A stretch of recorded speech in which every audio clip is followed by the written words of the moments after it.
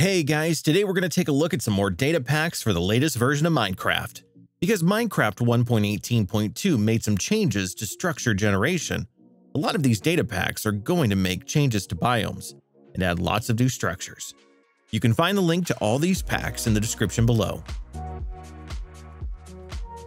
VentureCraft adds some well thought out structures to your world. Across different biomes, you can find structures like windmills, guard towers, old enchanting areas, and even a sphinx, which looks like a villager. At the guard tower, you can find quite a bit of loot, being protected by parish guards, whereas at the sphinx, you can go inside by walking on the pressure plate to collect ore blocks inside. The Tinkerer's Oak is pretty cool too, with it being a cramped house inside a tree. The developer intends to add more structures to the pack in the future, like dungeons. Speaking of dungeons, try out the Dungeons Plus data pack. It adds 6 new dungeons to Minecraft, which are an improvement on the vanilla box dungeons. You can find these dungeons spawning in different biomes and will summon mobs like creepers, zombies, spiders, and drowned. You can expect to find the same loot you would in vanilla dungeons, and once again the developer plans to add more in the future. This next data pack will add a new village which can spawn in biomes like the Jagged Cliffs, Stony Peaks, Grove, and Windswept Hills. Most of the structures will be made up of wood, copper, and deep slate.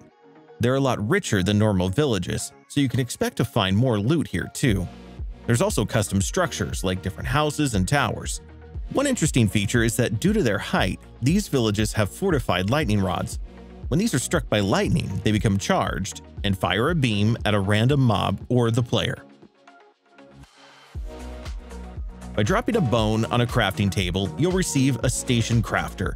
Inside, you need to craft a dog bed from wool and a slab. When you have a tamed wolf sitting on a dog bed, you can right-click it with a bone to see its stats, such as perks and experience. From now on, a wolf can collect experience like players and level up over time, although it takes a lot of experience.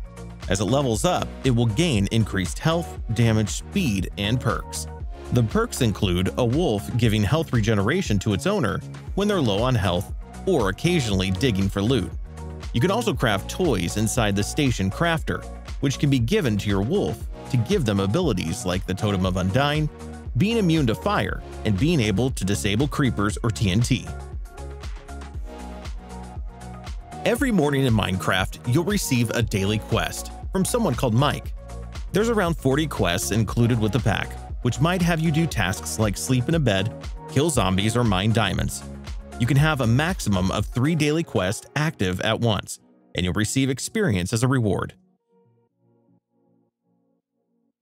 Better Mineshafts adds 3 new Mineshafts which are made from deep slate, stone, and oak. There are around 20 different rooms which can spawn connected to a mine shaft, and these are where you'll find loot and sometimes spawners, although sometimes levels of them can spawn in open air, which can look interesting. Hopefully in the future we see some more Mineshafts included with this data pack. Another structure spawning data pack is Moss Ruins. One of the locations you'll come across most is what looks like a ruined nether portal, but it's made out of mossy blocks instead. Or you can come across what looks like ruined cities, which contain chests and lots of loot. Every location will contain at least 1 chest, and there's also usually emerald blocks which can be collected for trading. ThirtyFangs Kingdom adds lots of new structures, and more are being added with each update. The first location you might come across are these new villages, which are made out of bricks and have some different variants. The fortress is a huge structure run by pillagers and contains small amounts of loot. The Glare Temple is also huge and is indoors with a large azalea forest on the roof. This is currently for decoration, but there's still a chest inside, which Skull Kid is guarding. Some other structures you can find are graveyards and mansions, so if you're looking for more locations to explore, check this pack out.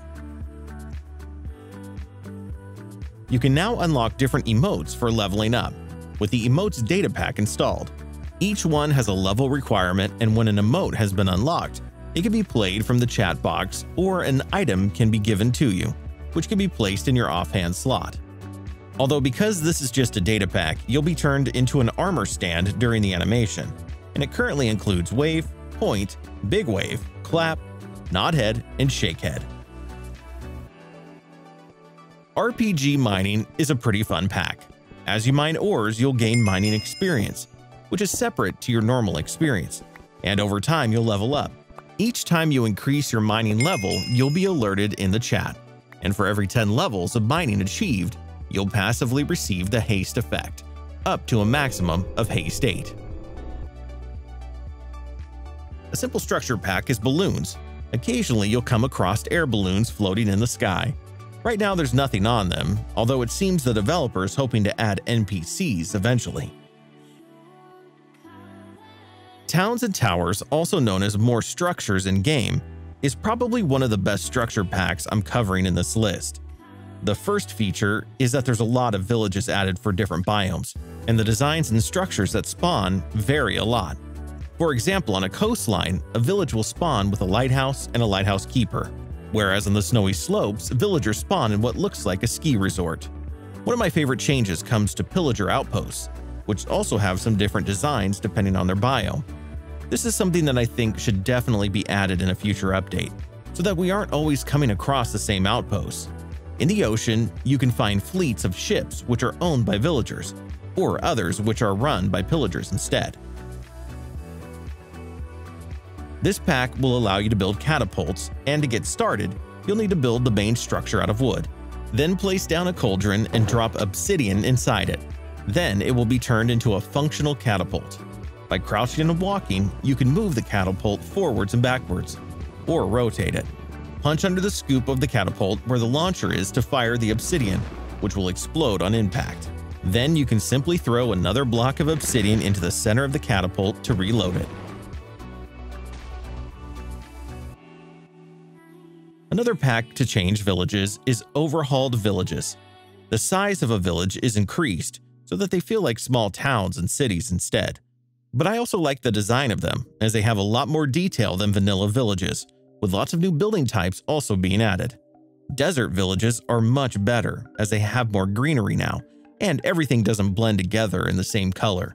Some new structures you might find in a village are greenhouses, forts, and stalls. At a snowy village, you'll see lots of candy cane too. With these villages being a lot bigger, there's a lot more entities like villagers walking around, and I do feel a slight performance hit at times.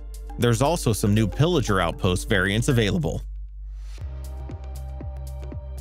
By throwing down a sword enchanted with Bane of Arthropods 5 and 8 spider eyes, you can summon the Spider Queen.